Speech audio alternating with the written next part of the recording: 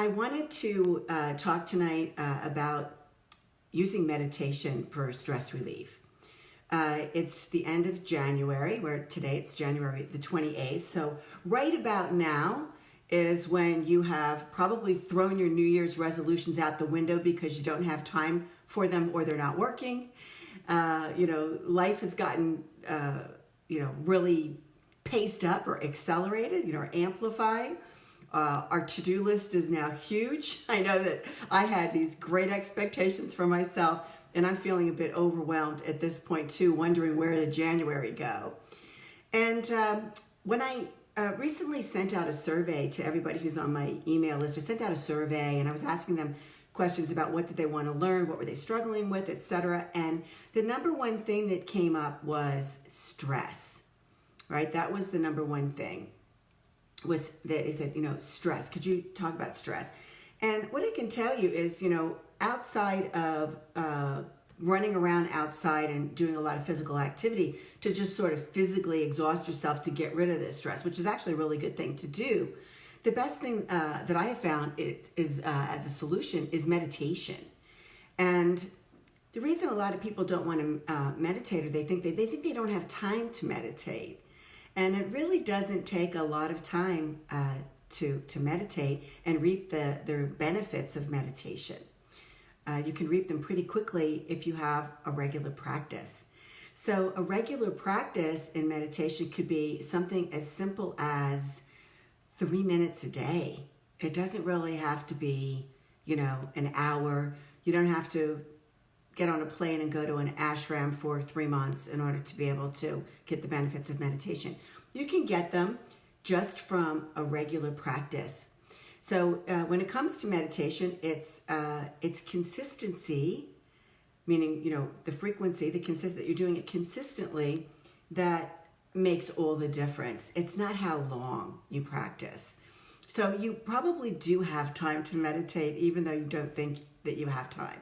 And then if you figure out ways that you can get your meditation in. So for example, sometimes my day has been so busy and that I feel like I don't have time to meditate. And at the end of the day, when I get in the shower, that's when I do it with the water, flowing over my head. I will spend, by myself. It's quiet. I'm not going to be interrupted. The day's over. You could even make it a ritual if you wanted to, or you meditate every night, in the shower or the bathtub. Or as part of closing down, your day. Some people do it in the morning as soon as they wake up. If I'm going to meditate in the morning, I do it before I even get out of bed. That's a little tricky when you first start, though, because you might just fall back to sleep. So, meditation isn't relaxation. Relaxation is a benefit of meditation.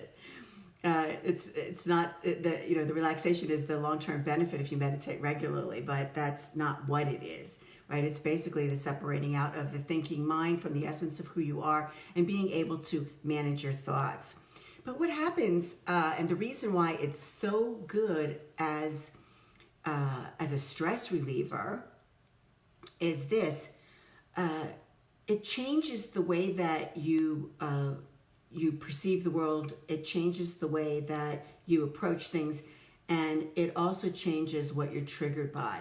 So, for example, you might end up with an observer perspective rather than a reactionary perspective when you have been meditating regularly. That's one of the natural benefits of it that I had noticed right away. It's like I'm not so easily triggered.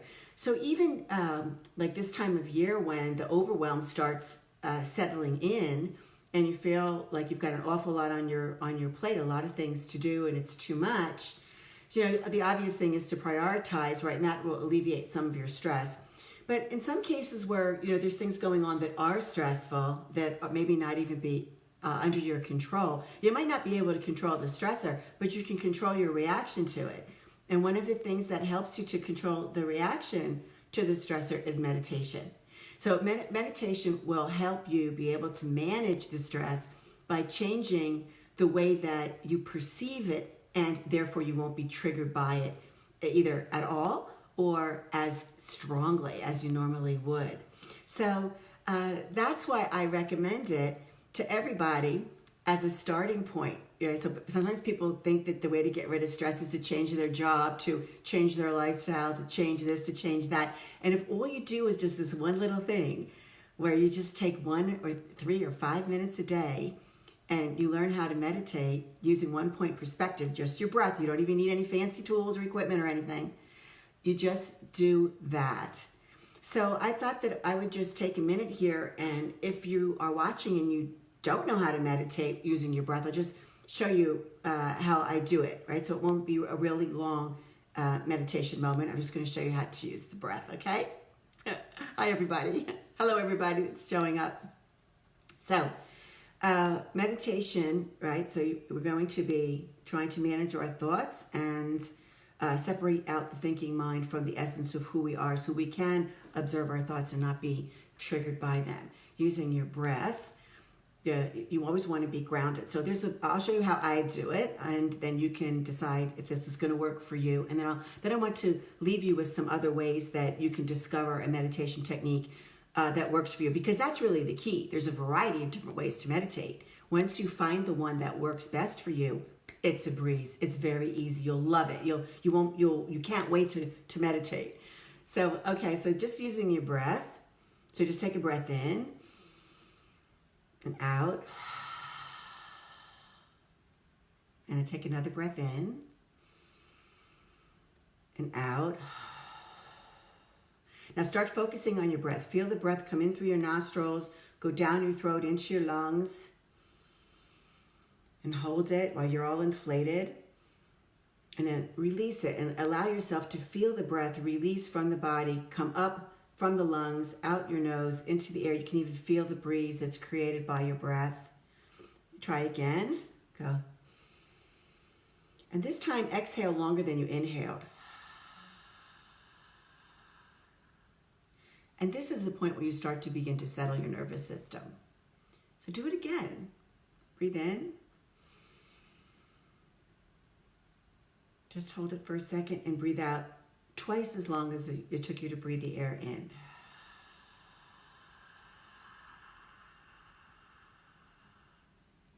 If you want to take this a little bit further, imagine that your spine, your spinal column, is golden light.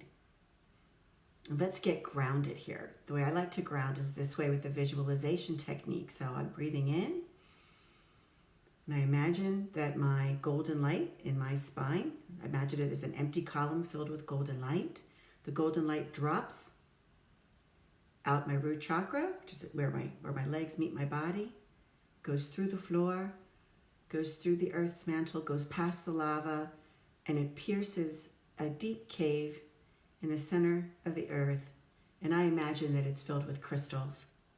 And then I take a piece of that golden light and I wrap it around whatever the first crystal it is that catches my attention in the crystal cave. Now I'm grounded deeply into the earth. And then I bring my awareness back to my spine. I look at it as golden light. I imagine the golden light coming up through my crown chakra, going straight up, out of my house, into the sky, past the clouds, out into the atmosphere, into the universe. And I let a little piece of that golden light wrap around whatever star catches my attention that I'm now looking at in my third eye with my eyes closed. And now I am floating between being grounded in the crystal cave and being anchored at the stars, at the star that I chose above. And so in this state where I am floating, I feel completely in balance. And I just continue, and I continue to breathe. And if you see your thoughts coming through, you can just name or label your thoughts.